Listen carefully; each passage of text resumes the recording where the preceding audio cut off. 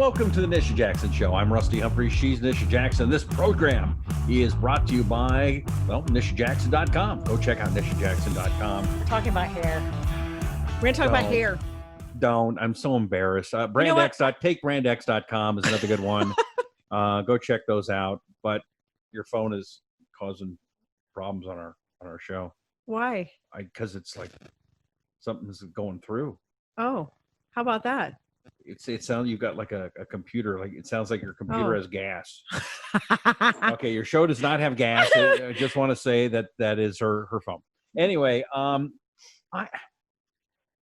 kind of feeling a little. I don't know what's going on.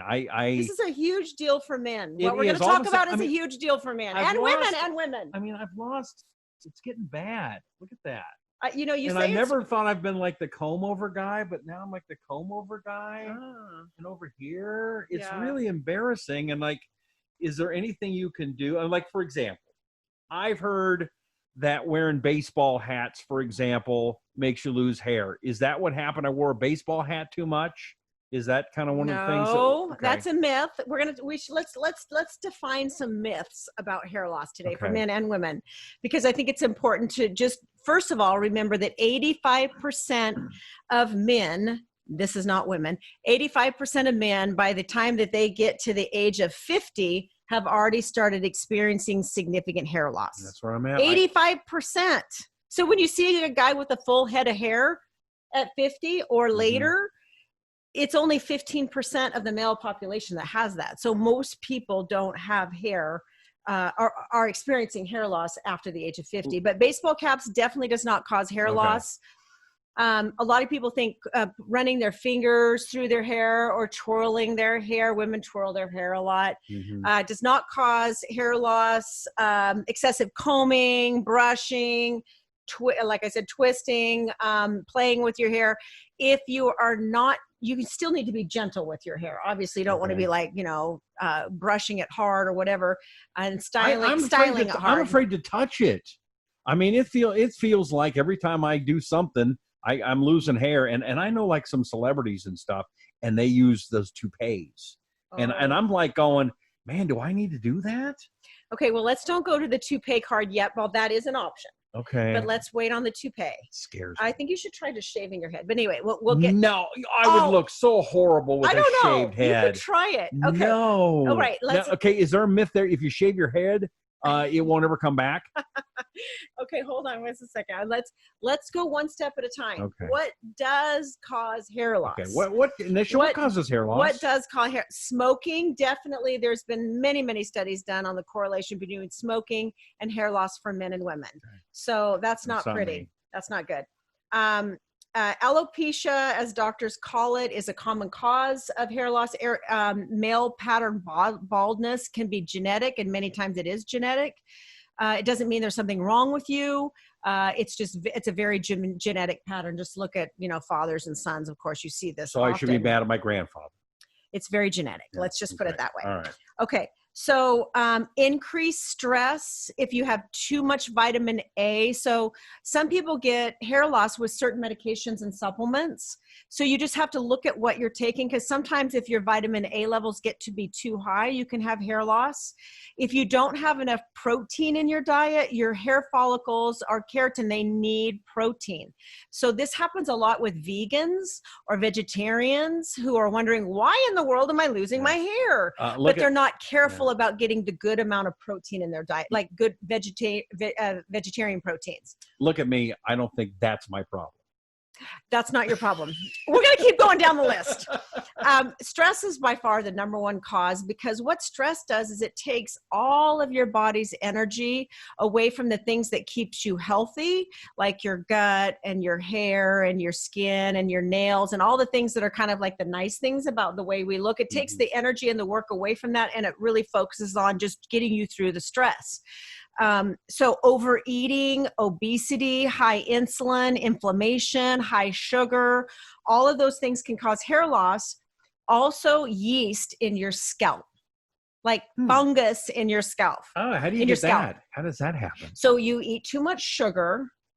yeast loves to live in warm, sugary environments. So let's just say your head can be a warm, sugary environment. So if you have a lot of sugar in your diet, your yeast can grow in your scalp, and sometimes that can cause itching. Sometimes it can cause dandruff, but it definitely causes hair loss. So would that be the candida we've talked about before? Or is it a different kind of candida yeast? In your scalp? Okay. Yes, exactly. So it's candidiasis of the scalp, and we treat it with a fungal medication. So all I'm saying is there's a lot of reasons why you would have hair loss, and you want to try to even bacteria in your scalp. So you want to try to eliminate all of those things, clean up the gut, clean up the diet, maybe get some medicine to treat the fungus in the scalp. Even if you don't know for sure you have it, somebody might want to go ahead and treat you, especially if you have some symptoms of it. Okay. Although you can take a little specimen from your scalp and see. But men getting male pattern baldness they do develop kind of an M shape. So it kind of points in the middle and it goes out like this. So it's kind of like an M. Yeah, see the point in the middle?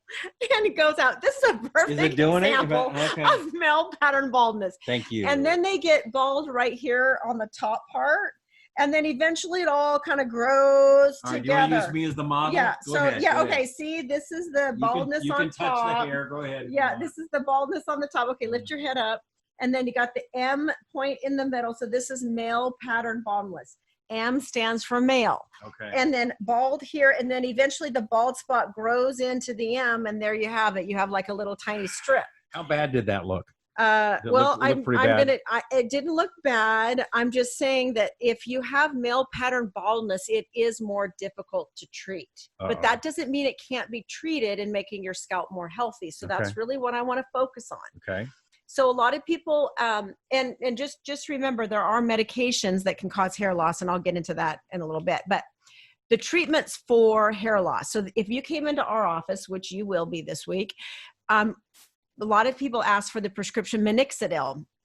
And minoxidil is a medication that's FDA approved. It also is over the counter, and you can apply it to your scalp, and it can help you regrow hair. And it actually really does work. The problem is, as soon as you stop using it, all your hair falls out again. Oh. So it's not like it's a permanent fix. We also know that it's specifically with male pattern baldness, and also with just baldness or hair loss in general for men and women, that they could be making too much DHT. And if you make too much DHT, you really need to probably be treated for that. So I always recommend doing the hormones, identifying what the balance is. If your DHT levels are too high, you can take a prescription medication for that. But I think it's better just to fix the hormones and get them into balance, because sometimes it's really just a hormone imbalance. Low thyroid can cause hair loss for men and women. High estrogen in men can cause hair loss. So when men get too much estrogen and not enough testosterone, or their testosterone's turning into estrogen and they're kind of like what I call estrogenized or feminized, they get hair loss. Interesting. So let me ask you this, because you're the doctor. Can you take the hair from my ears and put them on my head? No, I'm not. He asked the weirdest question. Well, it seems to be growing like a farm there. I don't know what's going on. It's crazy.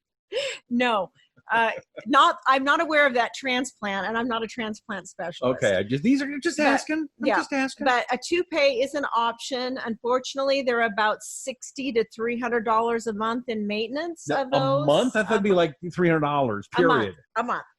You really have to shop for a good one, obviously. Yeah. And there is a lot of maintenance associated with toupees. You can have a hair transplant. They're very expensive.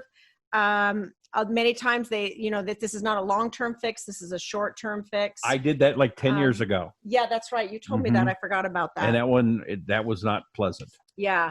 So one of the things that I want to talk about is PRP injections, because I actually think this is a really good way to fix hair loss.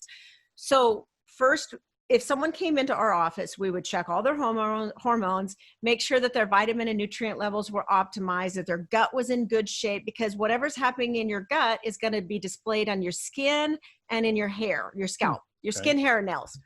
So once we cleaned all of that up and balanced and optimized, we would then make sure the scalp didn't have any excessive yeast, no bacteria. We would make sure we might have to use an antibiotic. We might have to use, which usually we don't, but a yeast medication. Then we would actually suggest doing PRP. So we would draw somebody's blood. First of all, what is PRP? Yes. So PRP stands for platelet-rich plasma. Okay. And PRP is when we draw somebody's blood, we spin it down in a special centrifuge that spins it. And then all the platelets, which is I call it liquid gold, the part of the blood that's gold, it rises to the top in these special tubes that we use. And those platelets are filled with hundreds of growth factors. So when we inject them back into the body in areas that need it, like the scalp for hair regrowth, it can stimulate the follicles to be healthier. That's where the hair shaft comes out of, is the follicle. It can stimulate the follicles to be more healthy and dilate more, because what happens with age is your hair follicle closes down and then those little hairs can't get through there and they don't grow anymore. It's like closing off the opening to anything that's growing, like putting a rock over something that you're trying to grow, it wouldn't grow. Okay. So the PRP helps open up the follicles so that you can get new hair growth to come out. So we do those once a month for 3 months in a row, and it's very effective at regrowing hair. It's better if we can get to the hair loss when it hasn't been gone for years and years. Once the scalp becomes really shiny in an area, like it's been gone for a long time, I still think it would work well with yours. I think so. Let me ask you a quick question, because you've got great hair. Could I use your blood and have that spin and get your gold? I don't have gray hair. I have it's very thin and stringy and fine. But looks better than mine. But taking really good supplements can you use help. other people's blood, or you use your own? You have to use your own. You would be very sick if you use somebody else's blood. So we do a very good job of making sure we don't mix people's blood up when they come in. But PRP is a really good treatment. Again, going back and optimizing everything, cleaning up the gut, making sure the nutrient levels are really high. There's certain supplements that work really good, like biotin for the hair. And correcting that estrogen dominance, because too much estrogen for men or women can cause hair loss.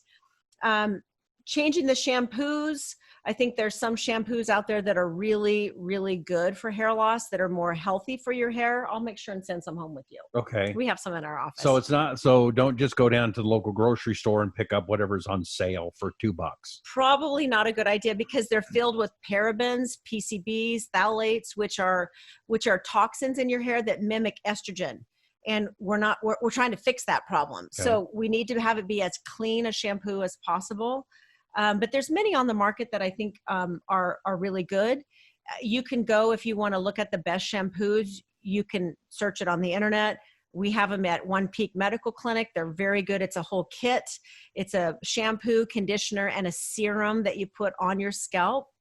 And that stuff works. And it really works. Some people really feel that CBD, you can buy CBD over the counter now, rubbing that into your scalp at night is supposed to be really good for hair regrowth. Do you get high on that too? No, you don't get any effect from CBD, any hallucinogenic effect. All right.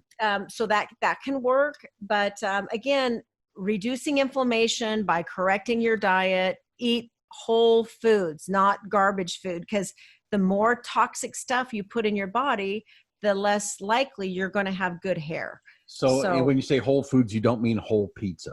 Not whole pizzas. Whole foods. That would be foods that have not been altered by men. Right. See, this is why I'm having that probably. Man. Okay. All or right. a woman. Well, if you want to find out more, go to nishajackson.com, nishajackson.com, and to get yourself hormonally balanced, or maybe get your hair fixed, or find out about some of these great products she has. One Peak Medical is another great place to go. It's onepeakmedical.com. And Brandex, takebrandex.com, promotes brain focus and attention and physical recovery and stamina. Great drink, and Nisha and I are drinking it right now, as we always do when we do these shows. Cheers. All right, we sure appreciate you. Make sure you subscribe, and like, and share your friends and let everybody know. We put these shows out every Tuesday, and can't tell you how much we appreciate you. Yes, and when you see it on our Facebook, on the Nisha Jackson Facebook, Dr. Nisha Jackson Facebook, or Instagram, or you see it on One Peak Medical, share it with people. Yeah. Share it on your own Facebook. It really helps. Yes. And this information is important. It is, especially the hair loss for guys, because all of us are freaking out over this if they're having a problem. We appreciate you. We'll catch you next time. I'm Rusty Humphries. That's Nisha Jackson, and this is the Nisha Jackson Show.